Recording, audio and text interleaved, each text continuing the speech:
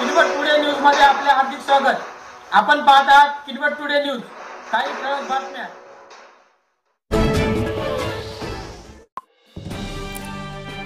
गेल्या 14 वर्षापासून राष्ट्रवादी काँग्रेसचे आमदार प्रदीप नाईक किनवट माहूर मतदारसंघात आमदार म्हणून कार्यरत आहेत। सलग 3 वेळा मतदारसंघाचे प्रतिनिधित्व करीत असताना किनवट माहूर मतदारसंघाच्या विकासासाठी कोट्यावधीचा फंड मतदारसंघात वळता केला व विकासाचे कामे केली।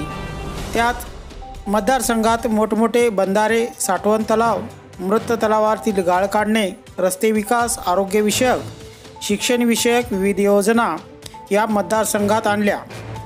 गोकुंदा किनवट येथील सामाजिक बांधकाम विभागाच्या विश्रामगृहात तालुका पत्रकार परिषद आमदार प्रदीप नाईक यांनी बोलावली होती।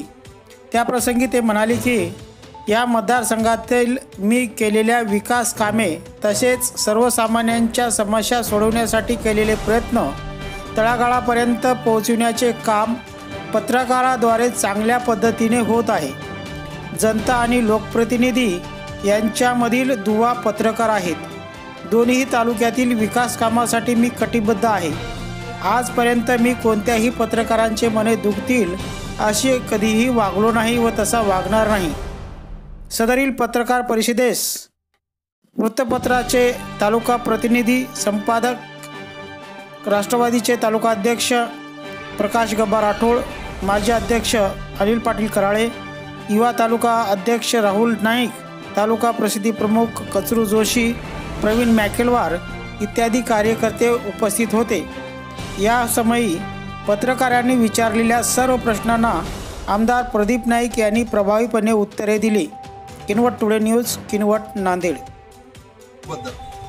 त्यासाठी म्हणून आज इथे पत्रकार परिषद बोलवण्यात आली होती आणि किनवट तालुक्याचे जवळपास सर्वच पत्रकार या परिषदेमध्ये आले आणि जे काही त्यांचं माहिती पाहिजे होती त्यांना माझ्या बंधाऱ्याबद्दल, माझ्या साठवण तलावाबद्दल, इरिगेशनमध्ये मी जे काही चांगलं काम केलो किंवा शिक्षणाबद्दल, रस्त्याबद्दल वगैरे वगैरे जे बी काही प्रश्न होते त्या प्रश्नाबद्दल चर्चा झाली होती आणि मला असं वाटतं की सर्वच पत्रकार समाधानी आहे। चालू घडामोडी पाहण्यासाठी पाहत राहा किनवट टुडे न्यूज।